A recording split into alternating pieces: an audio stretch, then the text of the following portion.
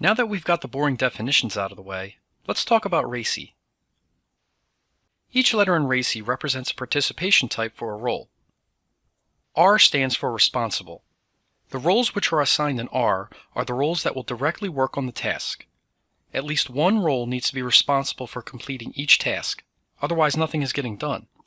For large tasks, you can assign an R to multiple roles to lighten the burden. A stands for accountable.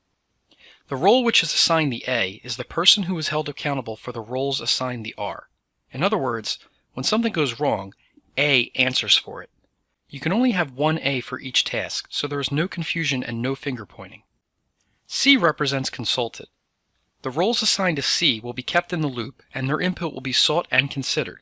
For IT projects, think about the person or people providing the requirements for a project. You could have one C, many Cs, or no Cs, depending on the task. Lastly, the roles which are assigned an I will be kept informed. They'll be kept in the loop, but their opinions and ideas will not be requested. Is are usually people who are impacted by a change, but are not part of the change. Or they are higher-ups just wanting to keep their ear to the ground without having to dedicate the time and effort with the details. As with the Cs, you could have one I, many Is, or no Is, depending on the task. Now that you know what RACI stands for, let's take a look at the RACI matrix. RACI matrices are a simple way of seeing what level of responsibility each role has.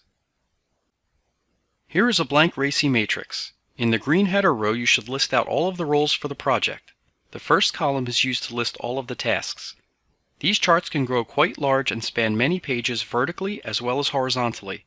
Let's take a look at an example. Here you go, an example of a small RACI matrix which we're going to fill out together. You can see I've listed all of the roles for the project in the header row. I then added all of the tasks in the first column and even grouped them to make it easy to read. Sometimes adding tasks will uncover roles that you previously didn't realize you needed.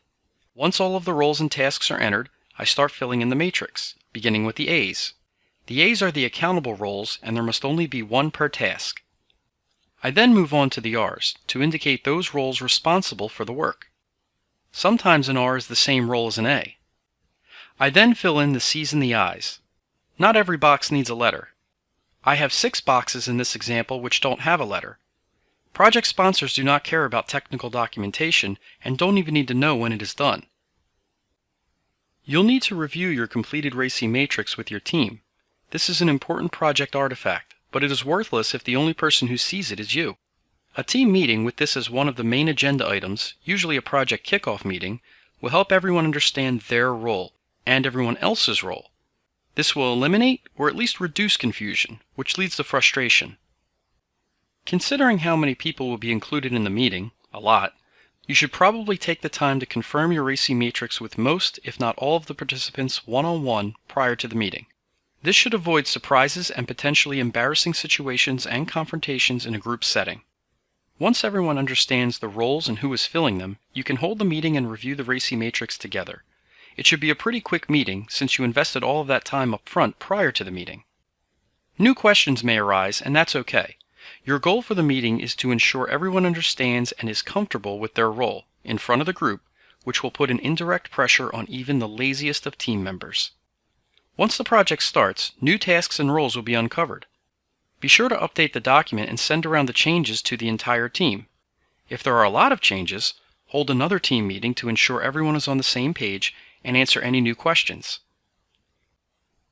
The RACI matrix alone doesn't guarantee success, but not having one almost always guarantees the project starts off poorly.